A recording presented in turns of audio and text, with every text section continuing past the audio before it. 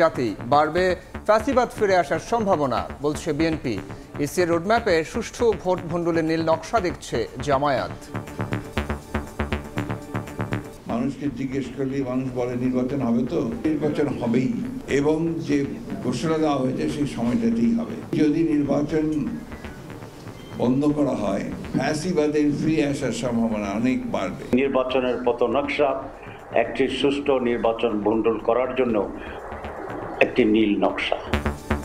এবারে নির্বাচন হবে দেশের ইতিহাসে সবচেয়ে ঝুঁকিপূর্ণ মন্তব্য ইসি আনোয়ারুলের।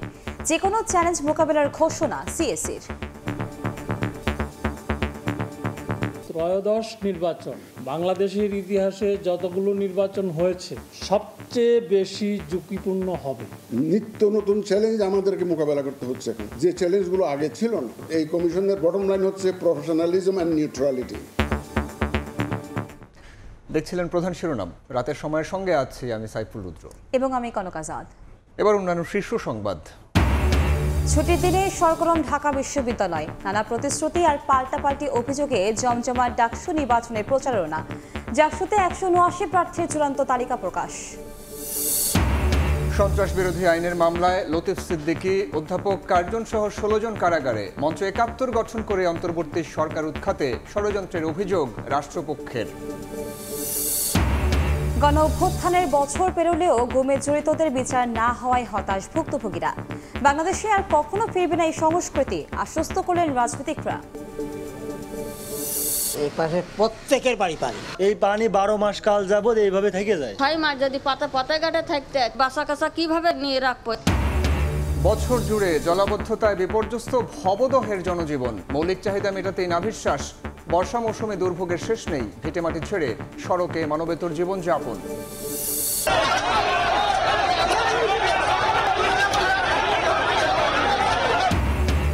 মোদীকে নিয়ে আপত্তিকর মন্তব্যের জেরে বিহারের সংঘাতে জড়ালো কংগ্রেস বিজেপি। আহত বেশ কয়েকজন। রাহুল গান্ধীকে ক্ষমা চাওয়ার আহ্বান গেরুয়া শিবিরের।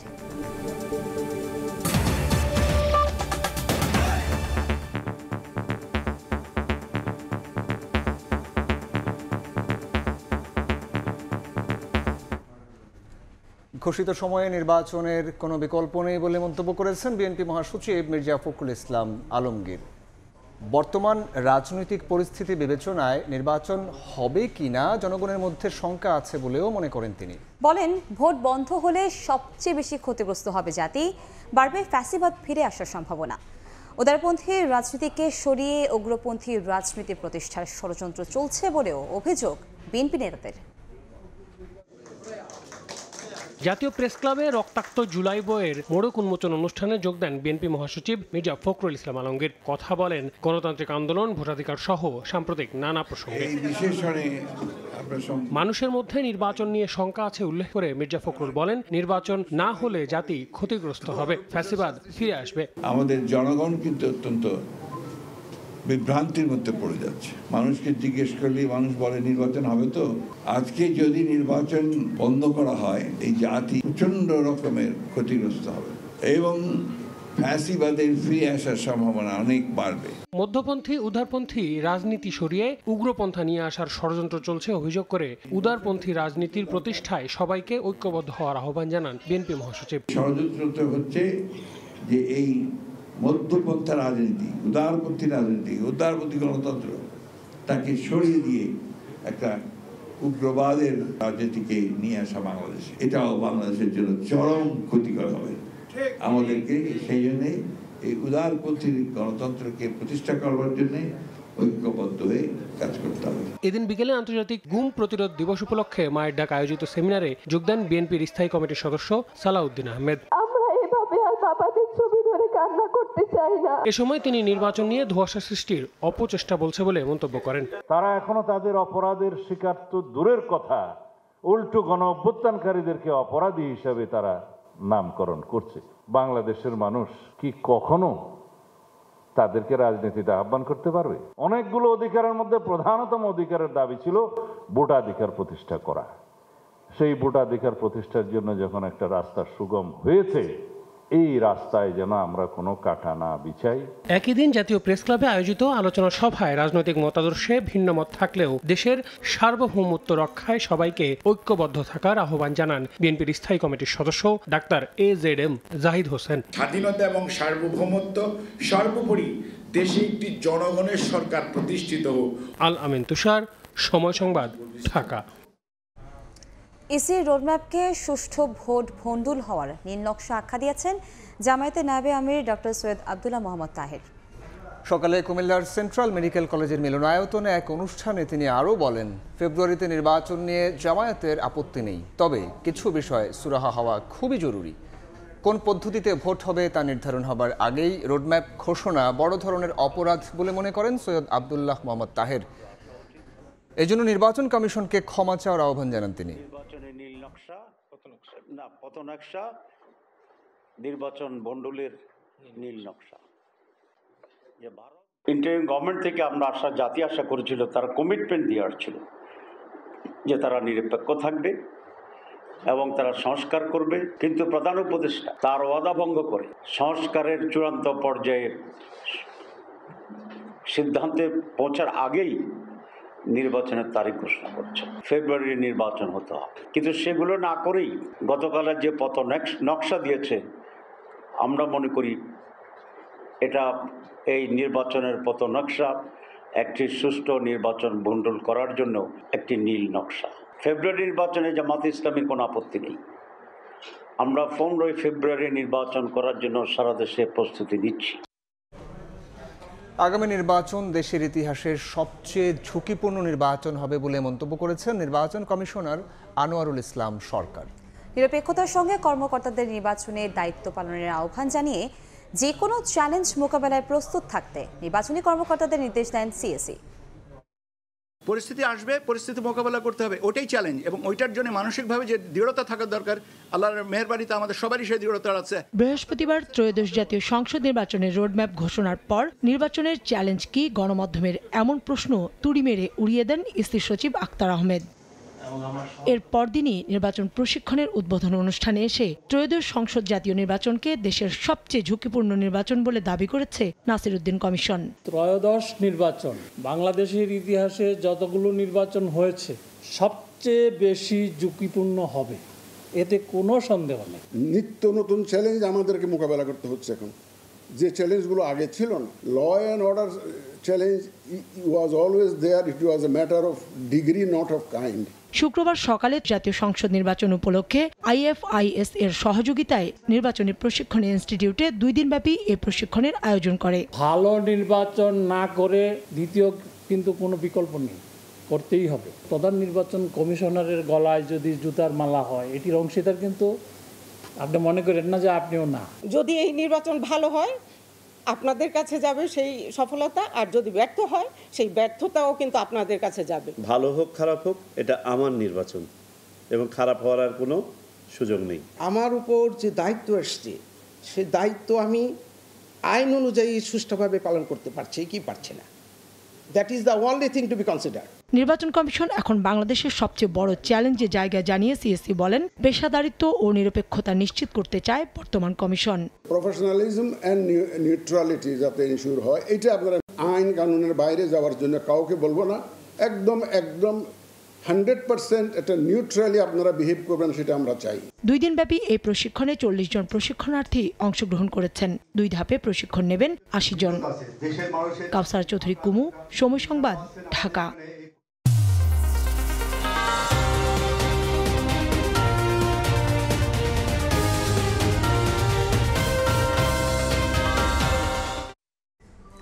ছুটির দিনেও জমজমাট ডাকসু নির্বাচনের প্রচারণা। জুমার নামাজের পর চতুর্থ দিনের প্রচারণায় নেমে প্রশাসনের নিরপেক্ষতা নিয়ে প্রশ্ন তোলেন বেশিরভাগ প্রার্থী। অনলাইনে অপপ্রচার চালানোর অভিযোগ করে ছাত্রদল সমর্থিত প্যানেল। এছাড়া 8টি বুথের মাধ্যমে 40,000 ভোট গ্রহণ চ্যালেঞ্জিং বলেও জানান প্রার্থীরা। ছুটির দিনের সকালে ডাকসু নির্বাচনের ঢিলেঢালা প্রচারণা চললেও জুমার নামাজের পর চতুর্থ দিনের প্রচারণায় ব্যস্ত হয়ে ওঠেন প্রার্থীরা। নিজের হল ছাড়িয়ে অন্যান্য জায়গাতেও প্রচারণা চালান প্রার্থীরা। জুমার নামাজ শেষে বিজয় ৭১ হলে গণমাধ্যমের সঙ্গে কথা বলেন ছাত্রদল সমর্থিত ভিপি প্রার্থী। অভিযোগ তোলেন একটি গ্রুপ তাদের প্যানেলের প্রার্থীদের আইডি হ্যাক করে অপপ্রচার চালাচ্ছে। প্রার্থীদেরকে রাজনৈতিকভাবে মোকাবেলা করতে ব্যর্থ হয়ে তাদের সম্পর্কে অনলাইনে মিস ইনফরমেশন, ডিসইনফরমেশন ছড়ানোর নানান ধরনের অপচেষ্টা চলছে। আমাদের দুজন ক্যান্ডিডেটের একজনের আইডি হ্যাক করা হলো আর আরেকজনের আইডি হ্যাক করার অপচেষ্টা চালানো হলো। শুক্রবার দুপুর ২টার পর প্রচারণা শুরু করেন শিবির সমর্থিত ভিপি প্রার্থী সাদিক কায়েম। এ সময় প্রশাসনের নিরপেক্ষতা নিয়ে প্রশ্ন তোলেন তিনি। কোনো একটা ছাত্র সংগঠনকে এক্সট্রা ফ্যাসিলিটিস দেওয়া এবং এর মাধ্যমে ছাত্র এবং শিক্ষকদের মধ্যে একটা অবস্থান তৈরি হয়ে যাওয়া, সেটা কোনোটাই কাম্য না। ঢাকা বিশ্ববিদ্যালয়ে এটাকে যেভাবে পলিটিক্যাল ইনস্টিটিউট হয়ে উঠেছে, কিন্তু বিশ্ববিদ্যালয়ের যে মূল কাজ জ্ঞান উৎপাদন করা, জ্ঞান বিতরণ করা, জ্ঞানের প্রতি আগ্রহ তৈরি করে দেওয়া, সেই কাজটা কিন্তু আমরা করতে পারি নাই। আচরণবিধি লঙ্ঘন হলেও প্রশাসন নির্লিপ্ত বলে অভিযোগ করেছে বৈষম্য বিরোধী ছাত্র সংসদ। কিছু প্রার্থীকে জেতানোর চেষ্টা হলে নির্বাচন থেকে সরে দাঁড়ানোর হুঁশিয়ারি দেন প্রতিরোধ পর্ষদের জিএস প্রার্থী। এখানে ভোটার টার্নআউট লো রেখে নির্দিষ্ট কিছু গোষ্ঠীকে জিতায় নিয়ে আসার চেষ্টা হচ্ছে, তাহলে আমরা এই নির্বাচনে অংশ থাকবো না। কিন্তু আমরা শেষ পর্যন্ত চেষ্টা করতে চাই। আমাদের যে ৩৯,০০০ শিক্ষার্থী যে ভোটারে ভোট কাস্ট করার জন্য যে মেকানিজম দরকার ছিল, যে ব্যবস্থাপনা হাজির করা দরকার ছিল, আমরা সেটা দেখতে পারি নাই। নির্বাচনের আচরণবিধি অনুযায়ী প্রতিদিন রাত ১১টা পর্যন্ত প্রচারণা চালাতে পারবেন প্রার্থীরা। ৭ সেপ্টেম্বর পর্যন্ত চলবে প্রচার। ৯ সেপ্টেম্বর ডাকসু নির্বাচনের ভোট গ্রহণ। তোহা খান তামিম, সময় সংবাদ, ঢাকা। ডাকসু নির্বাচনে প্রায় ৪৮% ভোটার নারী। তবে বিভিন্ন পদে প্রতিদ্বন্দ্বিতা করা নারীর অনুপাত মাত্র ১৩%। জুলাই আন্দোলন সহ বিভিন্ন সময়ে নেতৃত্বের প্রমাণ দিলেও ডাকসু নির্বাচনে নারীর অংশগ্রহণ এতটা কম কেন? বিস্তারিত জুম্মান সাদিক জাভরিনের প্রতিবেদনে। ক্যামেরায় ছিলেন প্রিন্স আরেফিন ও কামাল হোসেন। অতীতের বিভিন্ন আন্দোলনের মতো জুলাই গণঅভ্যুত্থানে সরব অংশগ্রহণ ছিল ঢাকা বিশ্ববিদ্যালয়ের নারী শিক্ষার্থীদের। অভ্যুত্থানের ১ বছর পর হচ্ছে ডাকসু নির্বাচন। ৬ বছর পর হতে যাওয়া কেন্দ্রীয় সংসদ নির্বাচনে বেড়েছে নারী ভোটার ও প্রার্থী। তবে পুরুষ শিক্ষার্থীদের সঙ্গে এখনও কাঁধে কাঁধ মেলাতে পারেননি জয়িতারা। কেন্দ্রীয় সংসদের ২৮ পদের বিপরীতে মোট ৪৭১ প্রার্থীর মধ্যে নারী মাত্র ৬২ জন। প্রশ্ন জাগে, নেতৃত্বের যোগ্যতা থাকার পরও কেন এই অনাগ্রহ? বিশ্ববিদ্যালয়ের মেয়েদের হলগুলোতে থাকার জায়গা নেই, তারা পড়াশুনো করার সুযোগটা পায় না। তারা কিভাবে রাজনীতি করবে, তারা কিভাবে অন্যের উন্নয়নের কথা ভাববে? আমি একটা বিশ্ববিদ্যালয়ের স্টুডেন্ট, আর আমাকে হচ্ছে টুকাইদের দ্বারা উত্তক্ত হইতে হচ্ছে। হ্যাঁ, আমাকে একজন রিক্সাওয়ালা আমাকে ইমপ্রিজন করতেছে। অনলাইন কিংবা অফলাইন হরহামেশাই নারীদের হতে হচ্ছে হেনস্থার শিকার। সাইবার বুলিংয়ে অনেকেই গুটিয়ে নিচ্ছেন নিজেকে। স্ল্যাট শেমিং, যেভাবে বুলিংয়ের শিকার হতে হচ্ছে। একই সাথে শুধু আমাদের প্যানেলের নারীরা যে এরকম না, আপনি প্রত্যেকটা প্যানেলের দেখবেন দেখা যায় আমার ওই ছাত্রদল ট্যাগটা নিয়ে একটা বড় রকমের ট্যাগিংয়ের রাজনীতি করা হয়। তো এই জিনিসগুলো যখন হয়, যাদের আগ্রহ আছে তারাও আসলে করতে চায় না। যে আমরা যখন প্রক্টরের কাছে এটার সমাধান খুঁজতে যাই, তারাও কিন্তু আমাদের কোনো ধরনের শেল্টার দিতে পারছে না। বিভিন্ন ছাত্র সংগঠনের প্যানেলে নারীদের অন্তর্ভুক্ত করা হলেও তাকে নাম সর্বস্ব হিসেবেই দেখছেন প্রার্থীরা। যারাই আসে তারা কিন্তু তাদের রাজনৈতিক ম্যান্ডেটটা তুলে দেওয়ার জন্যই আসে, তারা কিন্তু ওমেন এম্পাওয়ারমেন্ট হিসেবে আসতেছে না। নারীদেরকে হচ্ছে টোকেনিজম হিসেবে ব্যবহার করা হচ্ছে। তাদের কোনো ধরনের আন্তরিকতা থাকে না সারা বছর, কিন্তু এখন এসে ডাকসুর ডামাডোলে সবাই এসে খুবই নারী বান্ধব সাজার চেষ্টা করছে। স্রোতের প্রতিকূলে লড়াইকারীদের বিশ্বাস একদিন পাল্টাবে এই পরিস্থিতি। বিশ্বাস করি যে যেহেতু আজকে আমি হেমা চাকমা আসতে পেরেছি, আগামীতে যারা যদি ডাকসুটা হয় এবং হওয়া উচিত, তাহলে এটা ৩-৪ গুণ বেড়ে আসবে। চাইবো যে প্রতি বছরই হচ্ছে কোনো নারী নেতৃত্ব আসুক এবং নারীদের ক্রীড়ার সাথে জিনিসটা ট্যাবু হয়ে না থাকুক। ডাকসু নির্বাচনে ভিপি পদে ৫ জন, জিএস পদে ১ জন ও এজিএস পদে লড়ছেন ৪ নারী প্রার্থী। ২৮টি পদের মধ্যে আন্তর্জাতিক ও ছাত্র পরিবহন পদে নেই কোনো নারী শিক্ষার্থী। জুম্মান সাদিক, জ্যাভলিন, সময় সংবাদ, ঢাকা। এদিকে ডাকসু নির্বাচনে ১৭৯ প্রার্থীর চূড়ান্ত তালিকা প্রকাশ করেছে নির্বাচন কমিশন। বিকেল ৫টার দিকে পূর্ণাঙ্গ প্রার্থী তালিকা প্রকাশ করেন ডাকসু নির্বাচন কমিশনের সদস্য সচিব AKM রাশিদুল আলম।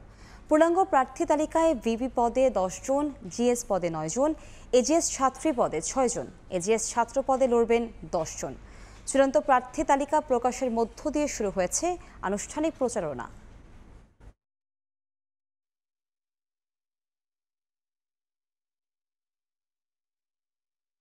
সন্ত্রাস বিরোধী আইনের মামলায় গ্রেফতার সাবেক মন্ত্রী লতিফ সিদ্দিকী, ঢাকা বিশ্ববিদ্যালয়ের অধ্যাপক শেখ হাফিজুর রহমান কার্জন সহ 16 জনকে কারাগারে পাঠিয়েছেন আদালত। তাদের বিরুদ্ধে মঞ্চ 71 গঠন করে অন্তর্বর্তী সরকারকে উৎখাতে ষড়যন্ত্রের অভিযোগ এনেছে রাষ্ট্রপক্ষ। যদিও আসামি পক্ষের দাবি তারা এ ধরনের কোনো কর্মকাণ্ডে জড়িত নন। বৃহস্পতিবার সকালে সেগুনবাগিচায় ঢাকা রিপোর্টার্স ইউনিটিতে মঞ্চ 71 নামে একটি সংগঠনের ব্যানারে আয়োজিত গোলটেবিল বৈঠকে উপস্থিত হন সাবেক মন্ত্রী ও সংসদ সদস্য আব্দুল লতিফ সিদ্দিকী সহ বেশ কয়েকজন। মুহূর্তে এই খবর ছড়িয়ে পড়লে দীর্ঘ সময় তাদের অবরুদ্ধ করে রাখেন স্থানীয় জনতা। পরে তাদের পুলিশের কাছে হস্তান্তর করা হয়, নিয়ে যাওয়া হয় ডিবি কার্যালয়ে। শুক্রবার সকালে সন্ত্রাস বিরোধী আইনের মামলায় সাবেক মন্ত্রী লতিফ সিদ্দিকী, ঢাকা বিশ্ববিদ্যালয়ের অধ্যাপক হাফিজুর রহমান কার্জন সহ 16 জনকে ঢাকা সিএমএম আদালতে তোলা হয়। শুনানিতে রাষ্ট্রপক্ষের আইনজীবী জানান, মঞ্চ 71-এর ব্যানারে দেশকে অস্থিতিশীল করে অন্তর্বর্তীকালীন সরকারকে উৎখাত করার ষড়যন্ত্র করেন আসামিরা। মঞ্চ 71 নামে একটা সংগঠনের গোল টেবিল বৈঠক থেকে 16 জন আসামিকে অত্র আদালতে আজকে উপস্থাপন করা হয়েছে। রিমান্ডের মাধ্যমেই জানা যাবে তাদের এই ষড়যন্ত্রের মূল হোতাদের মধ্যে জেডাই খান পান্না, মেজবা কামাল, ডক্টর আনোয়ার হোসেন সহ যাদের নাম তারা আদালতে বলেছে। এদিকে যে আইনে তাদের গ্রেফতার করা হয়েছে এ ধরনের কর্মকাণ্ডে তারা জড়িত নয় বলে দাবি করেন আসামি পক্ষের আইনজীবী। যেখানে তারা ভিকটিম হয়েছে অথচ তাদেরকেই আবার কোর্টে এনে গ্রেফতার দেখানো হচ্ছে, তাও আবার সন্ত্রাস বিরোধী আইনে। আদালতে এটাই বলেছি যে তারা সম্পূর্ণ নির্দোষ এবং নিরপরাধ, এবং আজকে যে আইনে তাদেরকে গ্রেফতার করা হয়েছে এই ধরনের কোনো রকমের কোনো কার্যক্রম তারা করেন নাই। উভয় পক্ষের শুনানি শেষে আসামিদের কারাগারে পাঠানোর আদেশ দেন বিচারক। মাইমুনা হায়দার চৌধুরী, সময় সংবাদ, ঢাকা। অভ্যুত্থানের বছর পেরিয়ে গেলেও গুমের সঙ্গে জড়িতদের বিচার না হয় হতাশ ভুক্তভোগীরা। তবে এ নিয়ে কাজ চলছে বলে জানিয়েছে গুম সংক্রান্ত কমিশন। জাতীয় প্রেস ক্লাবে আন্তর্জাতিক গুম প্রতিরোধ দিবসের আলোচনা সভায় বক্তারা বলেন, রাষ্ট্রীয় পৃষ্ঠপোষকতায় চলা গুম বন্ধে রাজনৈতিক দলগুলোর প্রতিশ্রুতি জরুরি। দেশে আর কখনো এই সংস্কৃতি ফিরবে না বলে সাফ জানিয়েছেন এনসিপি, জামায়াত ও বিএনপি নেতারা। এর মধ্যে পা দড়ি দিয়ে পেছায় দিয়ে মারছে, আজ পর্যন্ত আমার পায়ের মধ্যে ওদের মায়ের দাগ আছে। এভাবেই গুমের ভয়াবহ অভিজ্ঞতার কথা জানাচ্ছিলেন ভুক্তভোগী নারী। তার অভিযোগ, কোনো অপরাধ না করেও শুধুমাত্র জামায়াত কর্মী হওয়ায় স্বামী সন্তান সহ পুরো পরিবারকেই গুম করা হয়। একজন নারী সরকার হয়ে কিভাবে একজন নারীর উপর এভাবে নির্যাতন করতে পারে তার বিচার চাই আমি। শুক্রবার দুপুরে আন্তর্জাতিক গুম প্রতিরোধ দিবসের আলোচনা সভায় বক্তব্য রাখেন গুমের শিকার ইউপিডিএফ সংগঠক মাইকেল চাকমা ও কর্নেল হাসিনুর রহমান। 1 বছরেও কোন আইনে বিচার হবে সেটাও নির্ধারণ না হওয়ায় হতাশা জানিয়ে গুমের সঙ্গে জড়িত সেনা সদস্যদের বিচার দাবি করেন তারা। পুলিশের অনেককে গ্রেপ্তার করা হয়েছে, কিন্তু সেনাবাহিনীর সেইভাবে কিছুই করা হয় না। যত গুম মূলত র্যাবের মাধ্যমে হয়েছে, এর অধিকাংশ অংশই ছিল সেনাবাহিনীর অফিসার। কোন আইনে কিভাবে হবে, তারা সুরক্ষা কীভাবে পাবে, তা এখনো পর্যন্ত তার চূড়ান্তভাবে এই সরকার তার আইন প্রণয়ন করতে পারেননি। সভায় বক্তব্য রাখেন এনসিপি, জামায়াত ও বিএনপির প্রতিনিধিরা। আশ্বাস দিয়ে বলেন, দেশে আর কোনোদিন গুমের সংস্কৃতি ফিরে আসবে না। যারা শহীদ এবং গুম হয়েছেন ওনাদের নামে যার যার স্থানীয় এলাকায় আমরা সরকারি বিভিন্ন স্থাপনা গড়ে তুলব। যেসব কর্মকর্তা সদস্যরা গত 15 বছরে বিভিন্ন ধরনের হত্যা গুমের সাথে জড়িত ছিল, তাদের নাম তালিকা করে তাদেরকে স্পষ্ট করে বিচারের মুখোমুখি করতে হবে। কোনো অবস্থায় এগুলো যাতে আর ফিরে না আসে তার সামগ্রিক আইনি, রাজনৈতিক, নৈতিক সব ধরনের রক্ষা কবচ আমরা নিশ্চিত করব ইনশাআল্লাহ। সভায় জাতিসংঘের জ্যেষ্ঠ মানবাধিকার বিষয়ক উপদেষ্টা হুমা খান ও সুপ্রিম কোর্টের আইনজীবী সারা হোসেন গুমের শিকার নিখোঁজ ব্যক্তিদের খুঁজে বের করা এবং বিচারে আইন দ্রুত প্রণয়ন করার আহ্বান জানান। To have large scale consultations not only in Dhaka but also outside Dhaka because many of the victims live outside Dhaka. গুম সংক্রান্ত তদন্ত কমিশনের 2 সদস্য জানান, রাষ্ট্রীয় পৃষ্ঠপোষকতায় চলা গুম বন্ধে রাজনৈতিক দলগুলোর প্রতিশ্রুতি জরুরি। আগামীর বাংলাদেশ যাতে গুম শব্দটি না থাকে সেই জন্য আমাদের যা যা করণীয় সে কাজ করতে হবে। আলোচনা সভায় 7 দফা দাবি তুলে ধরে human rights support society. Masudur Rahman, সময় সংবাদ, ঢাকা। বছরের দুঃখ ভবদহ, যার বেশিরভাগ এলাকা বছরের অধিকাংশ সময় পানিতে থই থই করে। এই এক কারণে মৌলিক চাহিদার প্রায় সব ক্ষেত্রে দুর্ভোগ পোহাতে হয় এই অঞ্চলের লাখ লাখ মানুষকে। বর্ষা এলেই ভিটেমাটি ছেড়ে সড়কে আশ্রয় নিতে বাধ্য হয় মানুষ। যশোরের ভবদহ অঞ্চল ঘুরে এসে মোবারক শুভ এবং সোহেল কুরেশির ছবিতে আলামিন তুষারের রিপোর্ট।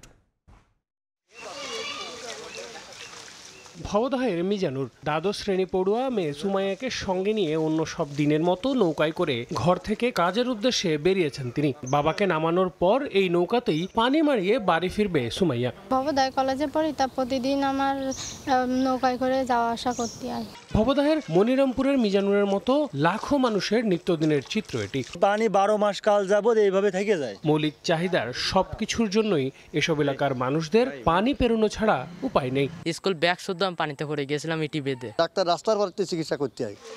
আমি যেখানটায় দাঁড়িয়ে আছি সেখানেও পানি কিছুটা কম, তবে ভবদহের অঞ্চলের বিভিন্ন জায়গায় এর থেকেও অনেক বেশি পানি। এখানে কোম্পানি হবার কারণটা কি জানেন? কোম্পানি হওয়ার কারণটা সামনেই মূল সড়ক। যশোর জেলার দক্ষিণ পূর্ব অংশে অভয়নগর, মনিরামপুর, কেশবপুর, ডুমুরিয়া ও ফুলতলার কিছু অংশ নিয়ে গঠিত এসব এলাকায় যেন দুর্ভোগের শেষ নেই। গত বছর ধান হয়নি, এবছরও ধান হইল না, তাহলে তারা কি খাবে? বাড়ির সব জল ঠাল উঠে গেছে, পানি উঠে গেছে। এদিকে যশোরের পানি উন্নয়ন বোর্ড বলছে 60-এর দশকে নির্মিত জলকপাটগুলোর জীবনকাল অনেক আগেই শেষ হয়েছে। মানুষের চাহিদাকে আমি শ্রদ্ধা করে আমি কিন্তু ইতিমধ্যে 6টা গেট খুলে দিছি। একসাথে খুলতে পারতেছে না, কারণ স্ট্রাকচারটা নিতে পারবে কিনা এই একটা ভয়। ভুক্তভোগী মানুষ তারা কি বলতেছে সেইটার সাথে কারিগরি যে বিষয়টা আছে, এই দুইটা সমন্বয় করে আমরা স্থায়ী জলাবদ্ধতা নিরসনে আগাচ্ছি। জলাবদ্ধতা সমস্যার সমাধানে পানি উন্নয়ন বোর্ড 1961 সালে 5টি স্থানে 44টি স্লুইস গেট স্থাপন করে। বর্তমানে 18টি পলিজমে বন্ধ।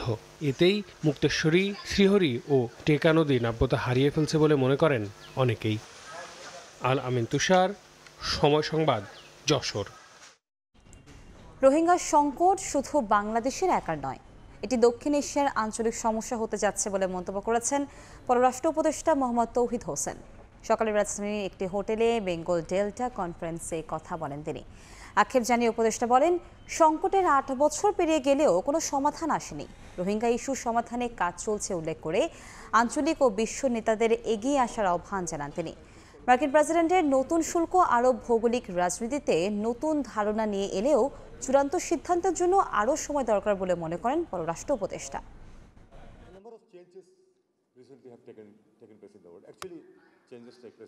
The Rohingya crisis, because from the Bangladesh perspective, that is the biggest problem that we have, and there is no resolution within our sight. 8 years have gone, nothing has happened. We are still trying so that something happens. I can assure you, this is not going to remain a problem of Bangladesh only in the next 8 years if it goes on like this. It is going to become a regional problem. It is going to become maybe even wider than the region. 15 বাংলাদেশিকে ফেরত পাঠিয়েছে যুক্তরাজ্য। দুপুরে বিশেষ ফ্লাইটে হযরত শাহজালাল আন্তর্জাতিক বিমানবন্দরে পৌঁছান তারা।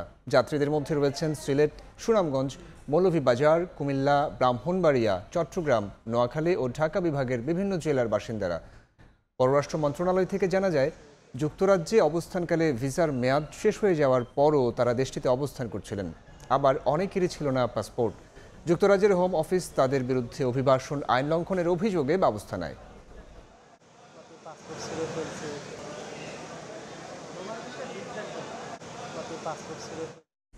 রাতের সময় আরও থাকছে টি-20তে কঠিন পরীক্ষা নিতে পারে নেদারল্যান্ডস। ভালো প্রস্তুতি মাঠে দেখাতে মরিয়া টাইগাররা। ইতিবাচক ফলের আশা ডাচদেরও। ম্যাচ শুরু কাল সন্ধ্যা 6টায়। বহির্নোঙরে জাহাজের অবস্থানের সময় 7 দিন থেকে 12 ঘন্টায় নামিয়ে এনেছে চট্টগ্রাম বন্দর কর্তৃপক্ষ। স্থগিত করা হয়েছে পেনাল রেন্ট। বহির্নোঙরে অলস বসে থাকা জাহাজগুলোকে গুনতে হচ্ছে না ডেমারেজ। সাক্ষর টিপুর ক্যামেরায় বিস্তারিত জানাচ্ছেন কমল দে। বৃহস্পতিবার দুপুর 2:30 থেকে বিকেল 3টের মধ্যে মাত্র 8 ঘন্টায় চট্টগ্রাম বন্দরের সিসিটি এবং এনসিটিতে বার্থিং নিচ্ছে অন্তত 6টি জাহাজ। জিসিবিতেও একাধিক জাহাজ বেরার সুযোগ পেয়েছে। অথচ গত কয়েকদিন আগেও এসব জাহাজকে বন্দরে বার্থিং পেতে বহির্নোঙরেই অপেক্ষা করতে হতো 7 থেকে 8 দিন। আমাদের এখান থেকে আমরা আসলে মেটিকুলাস প্ল্যানিং করেছি, জাহাজে ব্যবসায়ীরা অল্প সময়ের ভিতরে জাহাজগুলোকে এখানে মালামাল এনে বন্দর থেকে ডেলিভারি নিতে পারে। চট্টগ্রাম বন্দর এবং বহির্নোঙরে বর্তমানে 86টি জাহাজের অবস্থান রয়েছে। এর মধ্যে প্রধান জেটির 10টি সহ কন্টেইনারবাহী জাহাজ রয়েছে 16টি। বাংলাদেশের জন্য পণ্য নিয়ে আসা ফিডার এবং মাদার ভেসেলগুলোকে এখন আর অলস বহির্নোঙরে বসে থাকতে হচ্ছে না। বাংলাদেশ জলসীমায় প্রবেশের কয়েক ঘন্টার মধ্যে বার্থিং সুবিধা পাচ্ছে চট্টগ্রাম বন্দরে। শিপিং ব্যবসায়ীদের অভিযোগ, বর্তমানে জাহাজজট পরিস্থিতির কিছুটা উন্নতি হলো, তার আগে বন্দরের প্রধান জেটিতে বার্থিং পেতে দেরি হয় কন্টেনারবাহী জাহাজগুলোকে বহির্নোঙরেই অলস বসে থাকতে হয়েছে। আর তাতে জাহাজ বেঁধে 15,000 মার্কিন ডলার থেকে শুরু করে 20,000 মার্কিন ডলার পর্যন্ত ড্যামারেজ হয়। বিশেষ বিবেচনায় জরুরি সেবার পর্যায়ে নিয়ে যদি আমরা এটাকে মেনটেন করি, তাইলে কিন্তু এই কনজেশন হবে না, তাহলে আমাদের সেই ক্ষতিটাও আসবে না।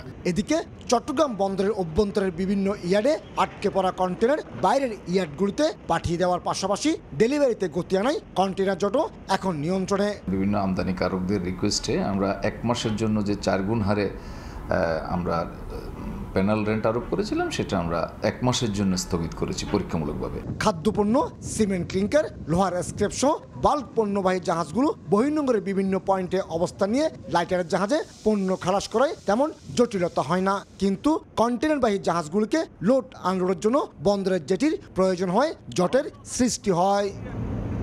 কমল দে, সময় সংবাদ, চট্টগ্রাম।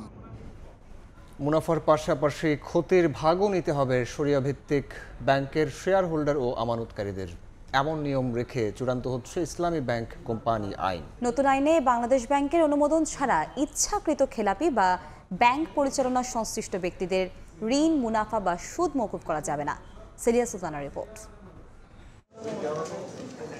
2024 সালে ব্যাংকিং খাতে ইসলামী ধারার ব্যাংকের অংশীদারিত্ব 24%। 1983 সালে শরিয়াহ ভিত্তিক ব্যাংকের কার্যক্রম শুরু হলেও ইসলামী ব্যাংকের নেই নির্দিষ্ট নীতিমালা। এতদিন প্রচলিত ব্যাংকিং আইনের অধীনে পরিচালিত হতো এসব ব্যাংক। ফলে শেয়ার বন্টন, পরিচালনা পর্ষদ, ঋণদান ও আদায় প্রক্রিয়া, মূলধন ও মুনাফা বন্টন সহ নানা বিষয়ে সামঞ্জস্য পাওয়া যায় প্রচলিত ব্যাংকিংয়ের সাথে। সম্প্রতি এসালমের নিয়ন্ত্রণাধীন শরিয়া ভিত্তিক ইসলামী ব্যাংকগুলোর ঢালাও ঋণ দেয়াতে দেউলিয়া হওয়ার পথে এলে এবার ব্যাংকগুলোর মূল উদ্দেশ্য নিয়ে প্রশ্ন ওঠে। গত বছরের 5 আগস্টের পর ব্যাংকগুলোতে নতুন দায়িত্ব পাওয়া পরিচালকরাও বলছেন, দীর্ঘদিন ধরেই ব্যাংকগুলো পরিচালনায় ব্যত্যয় হয়েছে মূলনীতি ও উদ্দেশ্যের। ইসলামী ব্যাংকিং এর অবজেক্টিভ হচ্ছে সার্বজনীন কল্যাণ করা হবে, জনগণের সম্পদ জনগণের কাছে যাবে। আমাদের এখানে কনসেন্ট্রেশন মতিঝিলে আর গুলশানে, এবং মতিঝিল আর গুলশানের সাধারণ লোকেরা কিন্তু এই ডিপোজিটের বেনিফিশিয়ারি না, ওখানে কিছু বাছাই করা লোক। প্রচলিত ব্যাংক ও শরিয়া ভিত্তিক ব্যাংকের সমান গুরুত্ব দিতে ইসলামী ব্যাংক কোম্পানি আইন করার উদ্যোগ নিয়েছে বাংলাদেশ ব্যাংক। নতুন আইনে পরিচালক পদে 6 বছরের বেশি কেউ থাকতে পারবেন না। বাংলাদেশ ব্যাংকের অনুমোদন ছাড়া ব্যাংকের বর্তমান বা সাবেক কোনো পরিচালকের সাথে সম্পর্কিত কোনো ঋণ বা ইচ্ছাকৃত কোনো খেলাপির ঋণ মওকুফ করতে পারবে না ইসলামী ব্যাংকগুলো। বোর্ড কর্তৃক আবার একটা শরিয়া বোর্ড গঠিত হবে। সেই শরিয়া বোর্ডে কিন্তু ইসলামিক বাণিজ্য এই বিষয়ে জ্ঞান থাকতে হবে। ইনোভেটিভ কোনো প্রোডাক্ট যদি তারা লঞ্চ করতে, সেই প্রোডাক্টটাও ইসলামের সাথে কোনো সাংঘর্ষিক কিনা সেটা ওই বোর্ড কর্তৃকই ভেরিফাইড হবে। এছাড়া মুনাফা বন্টন ও শেয়ারের অংশীদারিত্বে শরিয়াহ আইনের নিয়মে লভ্যাংশের সাথে ক্ষতির অংশীদার হবেন বিনিয়োগকারী ও আমানতকারীরা। ইসলামী ব্যাংকের সাথে যখন আপনি আমানত করবেন, তখন শুধুমাত্র মুনাফা হবে এই একটি বিষয়কে টার্গেট করে আপনি ওখানে আমানত রাখবেন না। আপনি ওখানে লস হলে সে লস ইনকার করার মতো মানসিকতা আপনার থাকতে হবে। এছাড়া ইসলামী ব্যাংক আইনের আওতায় থাকা ব্যাংক অন্য কোনো কোম্পানির শেয়ার কিনতে এবং লভ্যাংশ প্রদানের ক্ষেত্রে বিধিনিষেধ ও নিয়ম মানার বাধ্যবাধকতা থাকবে।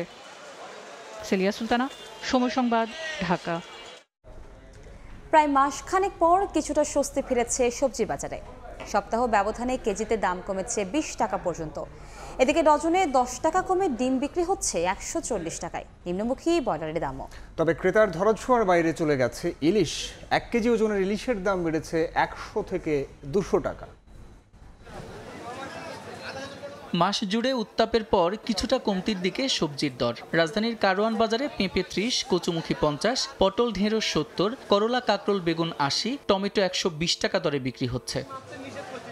বিক্রেতারা বলছেন, সপ্তাহ ব্যবধানে প্রায় প্রতিটি সবজির দাম কেজিতে 10 থেকে 20 টাকা কমেছে। তবে 20 টাকা বেড়ে মরিচ 180 এবং শসা বিক্রি হচ্ছে 100 টাকা কেজি দরে। কাঁচামরিচটা আর শসাটাই বাড়ছে, টমেটোর দামটা কমছে। সবজি মোটামুটি ভরপুর আছে এই সপ্তাহে বাজারে, সেই কারণে 10 থেকে 20 টাকা কেজি সবজির দাম কমছে। বেড়েছে 50, 60 থেকে 100 টাকা, কমেছে কতটুকু? 10 টাকা। 20 থেকে 30 টাকা পর্যন্ত কমলে আলহামদুলিল্লাহ সবাই খেতে পারবে আর কি। 40-50 টাকার মধ্যে হইলে মধ্যবিত্ত আয়ত্তের মধ্যে থাকে। এদিকে ভরা মৌসুমেও চড়া ইলিশের দাম, স্বাদ ও সাধ্যে না মেলায় অনেকেই ফিরছেন দাম দর করে। 1 কেজি ওজনের প্রতি পিসের দাম ঠেকেছে 2500 টাকায়। 800 থেকে 900 গ্রামের ইলিশ বিক্রি হচ্ছে 2200 টাকা দরে। তবে অন্যান্য মাছের দাম বাড়েনি বলে দাবি বিক্রেতাদের। একটা দাম ছিল কাস্টমার দরবার কেজিতে 200 টাকা 100 টাকা বাড়তি, কেন মাছ একবারে অনেক কম 2200-2300 টাকার নিচে কোনো কেজি নাই। এখন কিছু মাছ আছে আর একটু বড় যেগুলা, ওগুলো তো আরো দাম। 1700 টাকা কেজি, 2 কেজি হয়ও নাই। মধ্যবিত্তের আসলে ইলিশ খাওয়ার ইচ্ছাটাকেই বাদ দিতে হবে। স্বস্তি ফিরতে শুরু করেছে মুরগির দামে। 10 টাকা কমে প্রতি কেজি ব্রয়লার বিক্রি হচ্ছে 170 টাকায়। 300 থেকে 320 টাকায় স্থিতিশীল রয়েছে সোনালির দাম। ব্রয়লারটা 10 টাকা কমছে কেজিতে, আর সোনালী মুরগিটা আপনার গেছে সপ্তাহে রেডে আছে, মোটামুটি এখনো নিয়ন্ত্রণে আছে। মসুর ডালের দাম 10 টাকা বেড়ে এ সপ্তাহে বিক্রি হচ্ছে 160 টাকা দরে। সাদিক হাসান ইমন, সময় সংবাদ, ঢাকা।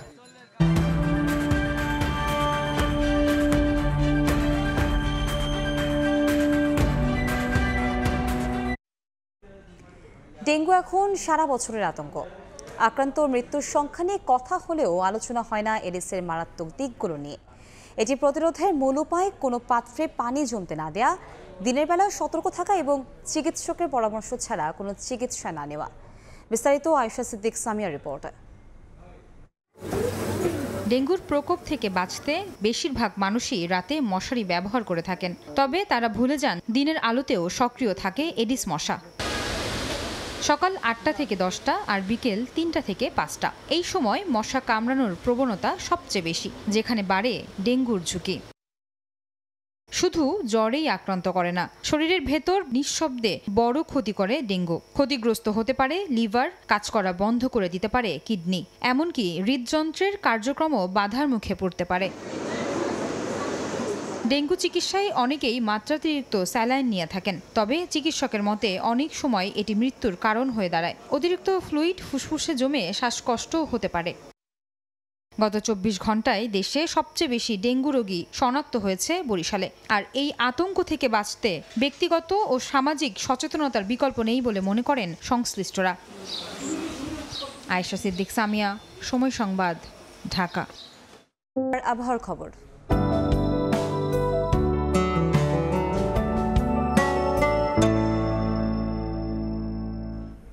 এবার দেখে নেব আজকের বাতাসের মানসূচক। বায়ুমান বিষয়ক সংস্থা আইকিউ এয়ারের সূচক অনুযায়ী বাংলাদেশে এখনকার বাতাসের মান: ঢাকা বিভাগের বায়ুর মান 56, এটি সন্তোষজনক, বাতাসের আর্দ্রতা 77%। চট্টগ্রাম বিভাগে বায়ুর মান 55, এটিও সন্তোষজনক, বাতাসের আর্দ্রতা 88।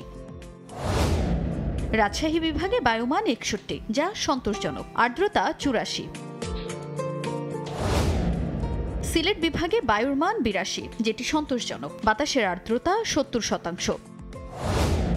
খুলনা বিভাগের বায়ুমান 56, এটিও সন্তোষজনক, বাতাসের আর্দ্রতা 81।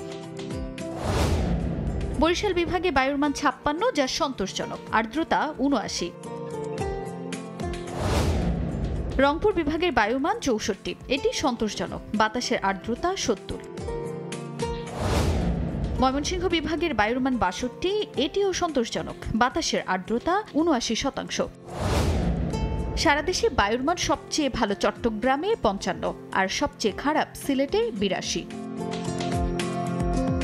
কাকরাইলে জাতীয় পার্টি ও গণ অধিকার পরিষদের মধ্যে সংঘর্ষে অনেকে আহত হয়েছেন। এখনও পরিস্থিতি উত্তপ্ত। ঘটনাস্থলে অবস্থান নিয়েছে সেনাবাহিনী ও পুলিশ। এই মুহূর্তে সেখানে আছেন সহকর্মী আবু সাইদ নিশান, আমরা সরাসরি যাচ্ছি তার কাছে। নিশান,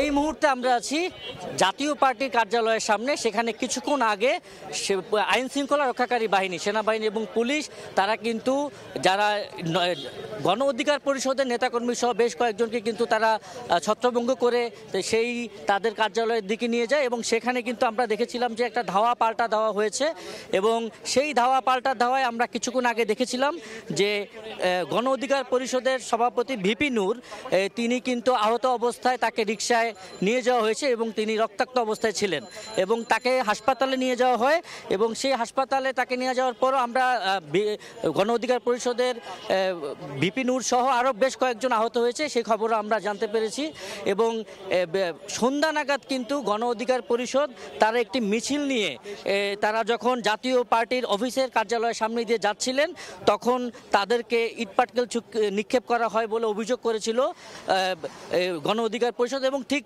পাল্টা অভিযোগ করেছেন যে জাতীয় পার্টির কর্মীরাও তারা কিন্তু অভিযোগ করেছেন যে গণ অধিকার পরিষদের তারাই কি নাকি আগে তাদেরকে হামলা করেছে।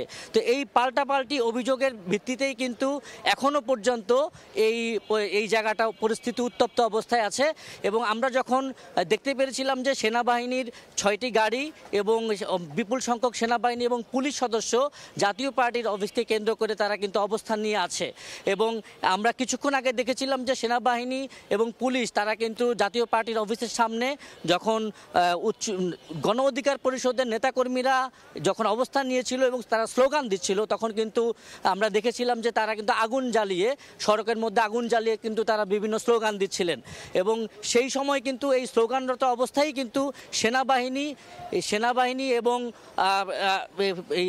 এবং পুলিশ সদস্যরা কিন্তু তারা তাদেরকে ছত্রভঙ্গ করে ধাওয়া করে গণ অধিকার পরিষদের দিকে নিয়ে যায় এবং আমরা আপনাদেরকে যেটা জানাতে চাই যে এই মুহূর্তে এখনও কিন্তু এই জায়গার পরিস্থিতি উত্তপ্ত অবস্থায় আছে এবং সেনাবাহিনী এবং পুলিশ সদস্যরা তারা কিন্তু চতুর্পাশে অবস্থান নিয়ে আছে এবং এই ছিল জাতীয় পার্টির সামনে থেকে আমার কাছে সর্বশেষ সংবাদ। কাকরাইল জাতীয় পার্টির কেন্দ্রীয় কার্যালয়ের সামনে থেকে যুক্ত হয়েছিলেন সহকর্মী। দেখছেন রাতের সময়, সঙ্গেই থাকুন। রাতের সময় দেশের বাইরের খবর। ফোনালাপ ফাঁসের জেরে পদচ্যুত হলেন থাইল্যান্ডের বরখাস্ত প্রধানমন্ত্রী পেতংটার্ন সিনাওয়াত্রা। স্থানীয় সময় শুক্রবার এর রায় দেন দেশটির সাংবিধানিক আদালত। 2008 সালের পর তিনি হলেন আদালতের রায়ে পদচ্যুত হওয়া দেশটির 5ম প্রধানমন্ত্রী। সমালোচকরা বলছেন দেশটির বিচারকেরা মূলত রাজতন্ত্র ও সামরিক গোষ্ঠীর স্বার্থ রক্ষায় কাজ করেন। এই রায়ের মধ্য দিয়ে থাইল্যান্ডে আগাম নির্বাচনের পথ খুলবে বলে মনে করছেন অনেকেই। ভারতের প্রধানমন্ত্রী নরেন্দ্র মোদীর পরিবার নিয়ে আপত্তিকর মন্তব্যের জেরে বিহারের সংঘাতে জড়িয়েছে কংগ্রেস ও বিজেপির সমর্থকেরা। এই ঘটনায় বেশ কয়েকজন আহত হয়েছেন। শুক্রবার সকাল থেকে উত্তেজনা ছড়িয়ে পড়ে বিহারের পাটনায়, যা পরবর্তীতে রূপ নেয় সংঘাতে। এদিন রাজ্যটিতে বিক্ষোভ কর্মসূচি ডাক দিয়েছিল বিজেপি। পাল্টা অবস্থান নেয় কংগ্রেস সমর্থকেরাও। রাহুল গান্ধী সহ কংগ্রেসকে নিঃশর্ত ক্ষমা চাইতে বলেছে গেরুয়া শিবির। রাতের সময় খেলার খবর। এশিয়া কাপের ড্রেস রিহার্সাল শুরু হচ্ছে কাল। সিলেটে 3 ম্যাচ সিরিজের প্রথম টি20তে নেদারল্যান্ডসে মুখোমুখি হবে বাংলাদেশ।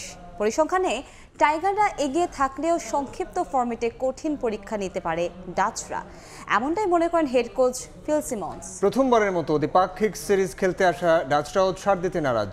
ম্যাচ শুরু সন্ধ্যা 6টায়। সিলেট থেকে নওশাদ আহমদ চৌধুরীর ক্যামেরায় তামিম হোসেনের ম্যাচ প্রিভিউ। এশিয়া কাপের আগে বাংলাদেশ দলের প্রস্তুতির প্রশংসা সবার মুখে, তবে ক্রিকেটাররা কতটা তৈরি হলেন তা দেখা যাবে নেদারল্যান্ডসের বিপক্ষে। এদিন হলো সিরিজের ট্রফি উন্মোচন।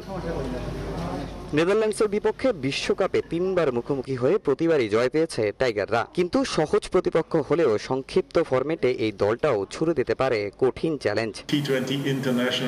আমাদের অনুশীলন দারুণ ছিল। কিছু বৃষ্টির সমস্যা ছিল। ফাইনালের আগে আপনাকে প্রিলিমিনারি ঠিক করতে হবে। আপাতত আমি এশিয়া কাপ নিয়ে ভাবছি না, সিরিজেই সব ফোকাস করছি। মেন ইন গ্রিনের বিপক্ষে সিরিজে মিরপুরের স্লো উইকেট নিয়ে হয়েছে নানা সমালোচনা, তবে কোচের বিশ্বাস সিলেটে থাকবে ভিন্ন চিত্র। বিশ্বের অন্যান্য উইকেটের মতো সিলেটের উইকেট বেশ ভালো। এখানে রান হয়। আশা করছি পাকিস্তান সিরিজের যে ঘাটতি ছিল সেটা এখানে মিটবে।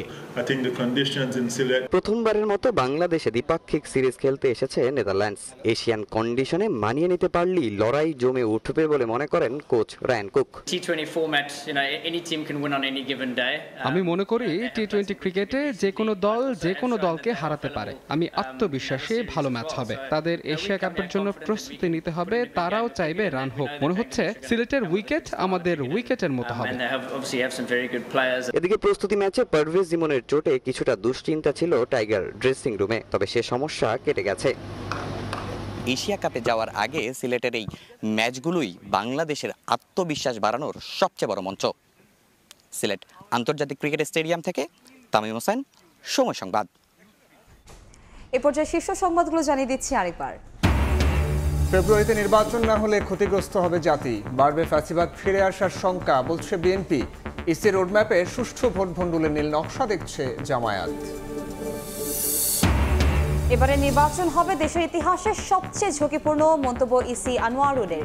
যে কোনো চ্যালেঞ্জ মোকাবেলার ঘোষণা সিএসির, কর্মকর্তাদের নিরপেক্ষ থাকার নির্দেশ।